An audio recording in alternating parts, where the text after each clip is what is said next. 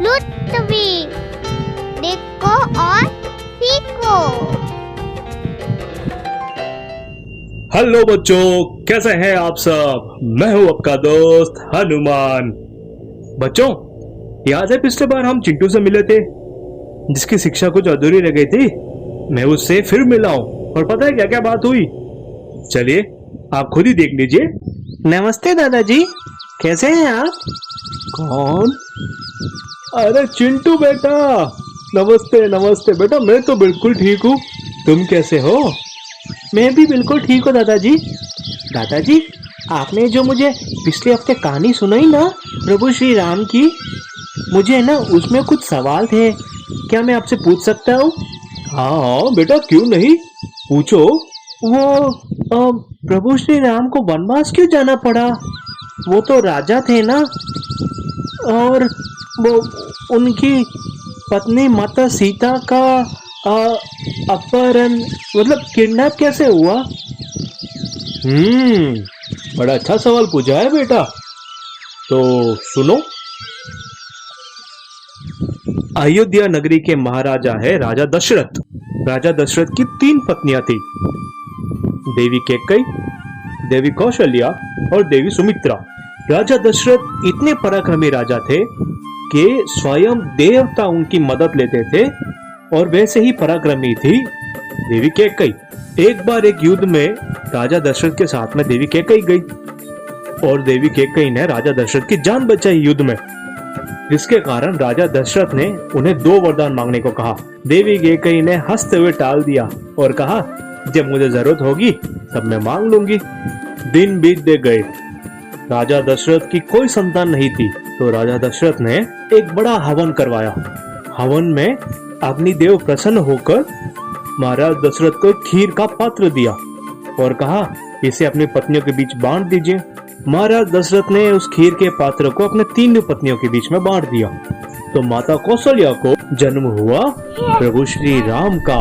माता कैकेयी ने भरत को जन्म दिया, और माता सुमित्रा ने लक्ष्मण और शत्रुघ्न को जन्म दिया। अब ये चारों पुत्र अपने गुरुकुल की शिक्षा को पूर्ण करके बड़े हो गए। बड़े होकर प्रभु श्री राम ने जनक राज की पुत्री देवी सीता से विवाह किया। अब विवाह के बाद में बात आई राज्य अभिषेक की। राजा दशरथ बूढ़े हो चुके थे, वो चाहते थे कि प्रभु श्री राम वहां के राजा बन जाए। तो राजा दशरथ ने राज्य अभिषेक की तैयारी शुरू करवा दी, और ये ऐलान करा दिया कि अगले राजा होंगे राम।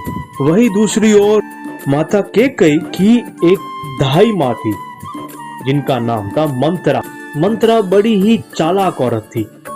उन्होंने माता कैकेयी का पूरा ब्रेन वॉश कर दिया, और उनसे ये कहने को कहा कि आप अभी जाओ और जाकर राजा से वरदान मांगो, जो वरदान वो तुम्हें देके भूल चुके हैं।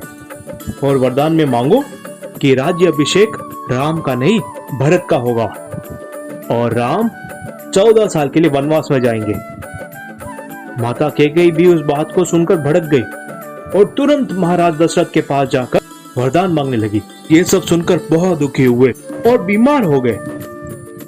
तब प्रभु श्री राम वहां पे आए और अपने पिता से कहने लगे, हे पिताश्री, रघुकुल रीत सदा चली आई, प्राण जाए पर वचन न जाई।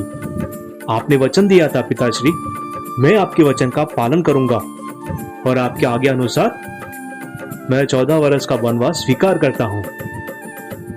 और अगर मेरे अनुज यानी छोटे भाई भरत अगर राजा बनते हैं, मुझे इसमें कोई आपत्ति नहीं। दशरथ ये सुनकर बहुत दुखी हो गए, पर क्या करे, रघुकुल की रीत थी कि प्राण जाए पर वचन न जाए।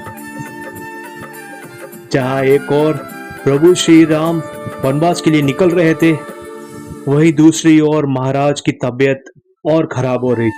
प्रभु श्री राम के साथ में उनके भाई लक्ष्मण और उनकी पत्नी सीता भी वनवास के लिए निकल चली। वहीं दूसरी ओर महाराज दशरथ की तबीयत और खराब हो गई, उनका देहांत हो गया। तो क्या राजकुमार भरत राजा बन गए? नहीं, राजकुमार भरत में भी वही संस्कार थे जो प्रभु श्री राम में थे। अपने पिता के अंतिम संस्कार बाद राजकुमार भरत तुरंत प्रभु श्री राम के पास गए और उन्हें अपने पिता की देहांत की खबर सुनाई। ये सुनकर अब बहुत भावुक हुए और रोने लगे। अब भरत चाहते थे कि राम जी लौट आए और अयोध्या पे राज करें, लेकिन अपने पिता के वचनों का मान रखते हुए राम जी ने इसे अस्वीकार किया। लेकिन दूसरी ओर भरत भी अड़ गए। उन्होंने प्रभु श्री राम की पादुकाएं ली और अयोध्या के सिंहासन में रख दी। तो एक वचन दिया कि अगले 14 वर्षों तक इस सिंहासन पर वो राज नहीं करेंगे, वो केवल राजा राम के प्रतिनिधि के रूप में राज करेंगे। और उनकी पादुकाएं उस सिंहासन पर 14 साल तक रही। तो देखा चिंटू, कैसे भगवान श्री राम अपने पिता के वचन के लिए राजपाट तक त्याग दिए और जंगलों में रहने लगे। वहीं दूसरी ओर भरत उस राजपाट को त्याग दिया और उनकी चरण पादुकाओं को राज गद्दी पर बिठा दिया। उनके छोटे भाई लक्ष्मण जो वचन से नहीं बंधे हुए थे, पर वो भी अपने भाई के प्रेम के कारण उनके साथ में 14 साल तक जंगलों में रहे। ये होता है परिवार का प्यार, पिता का सम्मान। दादाजी, फिर माता सीता का वो अपहरण कैसे हुआ? नहीं, अब ये कहानी अगले हफ्ते। बहुत देर हो गई है बेटा, घर जाओ। ठीक है दादाजी। बच्चों याद रखें, माता पिता का सम्मान किसी दिन का मोहताज नहीं है।